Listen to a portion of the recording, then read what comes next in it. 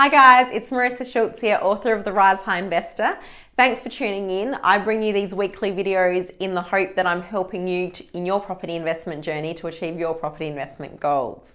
And today I'm answering the question, do you lose your negative gearing benefit if you own a property in a trust as opposed to owning it in your own individual name? So let's just dissect this question and then I'll give you my thoughts on it. If a property is negatively geared, it basically means that the property is making a loss on paper. So the income of the property is less than the expenses, okay? Pretty simple. If you own that property in your individual name or jointly with a spouse, this loss that your property is making, the negative gearing, can be offset against the income that you earn from your employment or your business in your tax return, hence reducing your tax payable, which is one of the great advantages of property investing, the great tax benefits that you get. Let's see what happens if you own that property in a trust, okay?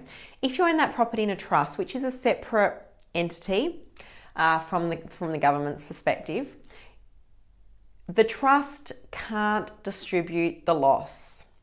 So what happens is if you own the property in the trust and the property is making a loss, so it's negatively geared, basically what happens is the loss stays in the trust.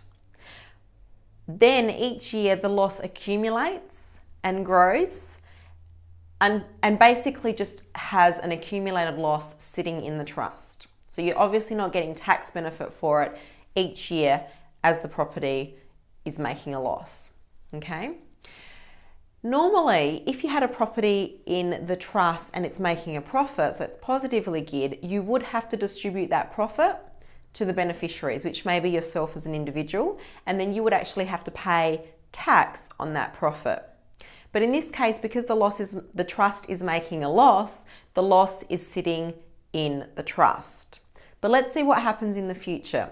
At the point in time when your property becomes positively geared, which is the hope for all properties, that eventually they will become positively geared, which means the income from that property is more than the expenses, then instead of having to pay tax on that profit, which you would ordinarily have to do if you owned it as an individual, you will actually be able to offset that profit against the accumulated losses in the trust. And what you're actually doing by doing that is you are getting the same tax benefit.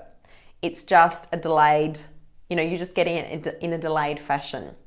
So in conclusion, the tax benefit is not lost, it's just delayed. And some would argue that that's even better because your earning capacity probably in your professional life will grow as time goes on. So you're actually better off delaying that tax benefit until the point in time when your property is making a profit.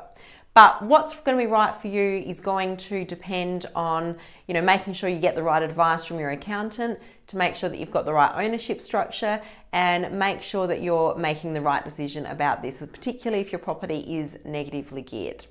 I hope that's helped. If you've got any questions or comments, I'd love to hear from you. You can pop them below or send them to propertyinvestor@risehigh.com.au. That reaches my inbox.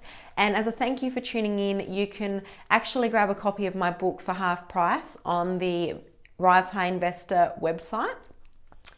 All you have to do is enter the code word video to get that discount. Thanks so much for tuning in and I will see you next week. Bye.